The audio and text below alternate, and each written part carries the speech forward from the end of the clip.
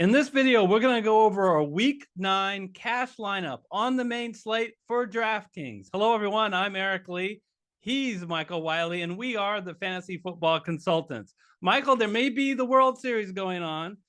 Basketball has started, but it's all about the NFL on this channel. What do you think at running back for Week 9 on DraftKings? Well, you know what? I'm going to spend the highest amount because there's a reason why Eckler is going for a little bit more than everyone else. And it's because of what he's been doing week in and week out, coming fresh off a bye. Look what he's done the last 4 weeks, up there in the 30s most of those weeks from a DraftKings scoring perspective. And it's because not only the touches that he's getting in the end zone, he's getting involved in the passing game, and he'll continue to do that this week against an atrocious Atlanta defense, which is 30th overall. Maybe not as tough against, or maybe a little tougher against the run than the pass, but we all know that Austin Eckler is getting involved in the pass game a lot. And that's going to continue to happen with Williams out.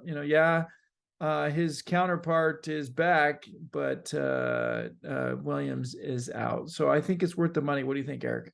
Yeah, I really like this. I mean, we debated and tried to, how can we get up to him? He's just so valuable this week. I'm glad we were able to. I am going to pair Austin Eckler with a guy who I think is he's mispriced, folks. It's Joe Mixon at 6,500. Like Eckler, who's going to benefit with Mike Williams being out, Joe Mixon is going to benefit with Jamar Chase being out. Okay, look, here's the deal with Mixon. He gets 15% of the target share and 70% of his carries so far, of his team's carries so far this year. But guess what? Last week, with Jamar Chase out, that went up to 27% of the target share and 80% of the carries. He's the goal line back. His quarterback doesn't rush. He's just look at his price, Michael, and all these other weeks. For some reason, they have dropped him all the way down to 6,500 this week. He's been getting involved in the passing game more than he has in the last couple of years. And I think the part of that's because the offensive line has not been able to get the ball downfield. With Jamar Chase out, I think Mixon's going to continue to be involved in the passing game. So going to wide receiver, I'm not quite going to go to the very top end, but I'm going to go to a guy that I think should be at the very top end. And that is DeAndre Hopkins. He's back. He's producing. He's by far the comfortable place to go for Kyler Murray. And part of that's because Marquise Brown is out, but it's also because what DeAndre Hopkins can do, even when he's covered by the number one defender. And guess who doesn't have a number one defender to do that? It's Seattle. So another good matchup for him. Look what he's done in his 2 opportunities to produce. He's just getting so many targets, 27 in 2 weeks. I just think that this really should perhaps be the highest priced wide receiver. With Cooper Kupp hurt this week, he may play, but a little bit of a bad ankle. To me, this is the guy that should be priced the highest, and he's not. So I think it's a great pick. Why wouldn't you throw to DeAndre Hopkins? Did you see that touchdown catch that he got? I mean, one-handed. It's just absolutely Beautiful. Incredible. What a true talent he is. And I agree with you. You cannot explain to me that there are 5 better wide receivers to have on DraftKings, where receptions are really important in a full PPR. I meant to go. I don't want Devontae Adams. I wanted DeAndre Hopkins.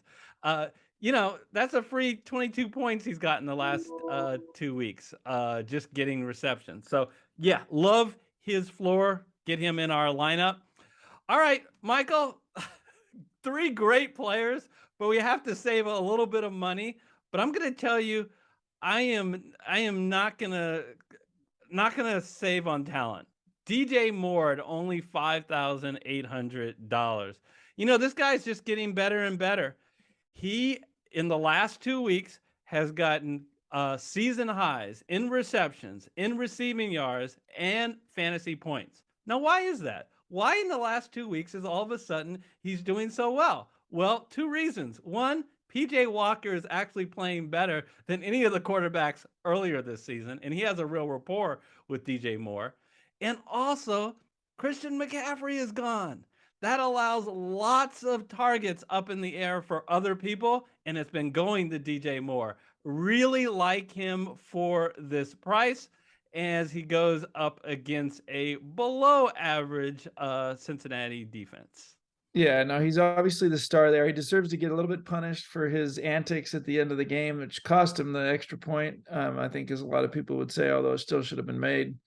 But he's producing it at that price. I think you got to go with him. Who else are you liking? I guess at the wide receiver position. All right, so because I want to save some money, let's go all the way down. But it's unreal to me, Michael, that Darnell Mooney, a number one wide receiver, would only be $4,700. And I think the reason is the price still results in the disastrous, horrendous, awful start he had to the beginning of this season. And by the way, an awful start by Justin Fields. Now, that offense on Chicago is doing a lot better, you know. So just look at the consistency Mooney has given you in the last 5 games. The lowest amount of receiving yards he's gotten is 52. I just love the floor you can expect that he will get on DraftKings here at 4,700. One final note. He plays a below average so far this year passing defense. However, there has been a change. Michael, you want to tell them the change that's happened at the trading deadline that's going to make the Miami defense be a little better? Yeah, so Bradley Chubb coming over from Denver. He's a sack machine. He'll be putting pressure on Justin Fields, but I think that that just means that the Bears are probably going to be playing from behind. The other thing to note is Claypool has also gone to Chicago, and so that will share. But I think Darnell Mooney, everybody knows he's a special talent. He's been a little bit of a disappointment for those who drafted him in their leagues. Yeah. Do you think Claypool will really be a part of this offense in a meaningful way, given that he was just traded Tuesday for a Sunday game? No, I think they get him in there, use him as a distraction, and get him the ball a couple of times. But nowhere, he's not going to have anywhere near the targets that Darnell Mooney should have. Yeah, and might help someone so they don't double team him all the time, because they just didn't have a number 2 wide receiver. All right, where would we like to go from here? Should we go to quarterback? Let's talk a little bit about quarterback. There's 2 options that we're looking at. They're priced very similarly at $62 and $6,300. Sorry, $52 and $5,300. I want to make sure I don't say that wrong. You got Trevor Lawrence up against my Raiders. Want to pick on them a little bit, or Justin Fields going against Miami, both of which have given up a lot of points to quarterbacks. I like Trevor Lawrence a little better again because of the Raiders' defensive backfield has been so poor. I think he's going to bounce back. Yeah, he had a tough week this last week, but he's getting involved more in the running game. I think that's key for Jacksonville to win. Hey guys, let's face it. Jacksonville actually still has an outside chance of making the playoffs here. And even though I don't think they're going to do that, this is one of the games that give them that they have a chance against. And Trevor Lawrence is going to have to put himself out there to do that. He's going to run the ball. He likes to get the ball. He'll put the ball in the end zone as well. I think there's a pretty high floor for him. What do you think? Yeah, it's too bad. Jacksonville could definitely have been really in the playoff chase, that they blew that game against Houston and they blew the game against Denver last week. But yeah, I like the upside that Fields can give you with his rushing. But to make this lineup work, I have no problem going with Trevor Lawrence and saving on that $100. So let's get him in the lineup. And we can only spend $3,700 on average for the remaining 3 guys. So we're going to pay down at tight end. It's easy to pay down at tight end in the sense that Kelsey isn't on this slate. Andrews isn't on this slate. All right, so here's the deal. DraftKings still lists TJ Hawkinson on the Detroit Lions, but that has changed, folks. He was traded away to division rival Minnesota Vikings. That means, as long as he's healthy, so stay tuned to make sure he is healthy, that Brock Wright will become the starting tight end. And man, in not a bad environment. He's at home. He's an underdog, but not by much against Green Bay. And I love the fact that he has a 23 implied total, which isn't too bad. I like the floor that he can give you, given he's at the minimum $2,500. Obviously, Michael, they made this price before the Hawkinson trade. Yeah, and look what happened when Hawkinson was out on in the Dallas game. So, you know, I think he's going to get involved. We have to take advantage of the price tag. Guess what? We're going to do at defense. We're going to do a very similar thing and pay down so that we can get a nice little flex that we got. So let's go ahead and put in our defense. We're going to go almost all the way to the bottom. We're going to go with the Panthers. You know, the Panthers haven't been horrific when it comes to fantasy points. They've produced a little bit, and they're drawing a team that has been struggling protecting their quarterback. At least this last week, they looked pretty bad against Cleveland on Monday night.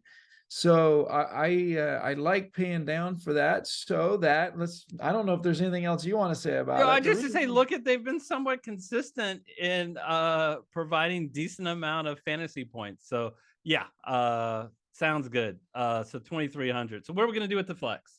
Well, that leaves us with 6,300. And gosh, there's a guy here who's priced, I still think, inappropriate low after the James Robinson trade. Travis Etienne going up against my Raiders. He's been a workhorse. You know, look what he did last 2 weeks. You know, basically, he's been, you know, the number one guy for that team. And it's because he's really a special talent. You know, I know they didn't win those last two games, but he's given them a chance to win those games. And so I really think he's a special talent, and I can't believe he's only priced at $6,300. Yeah, I mean, they are so committed to them. We're picking on the Las Vegas defense here, starting Lawrence at quarterback and Etienne.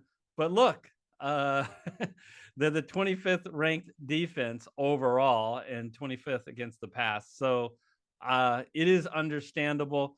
The Jaguars are absolutely 100% committed to Etienne. That is clear once they got rid of James Robinson. So love it. I like this lineup. Now, we're going to put together later this week a GPP lineup, and that is on the screen right now when it's available. And also, Michael and I sat down and did a FanDuel cash and GPP lineup. That video is on the screen as well. Until next time, take care, everyone.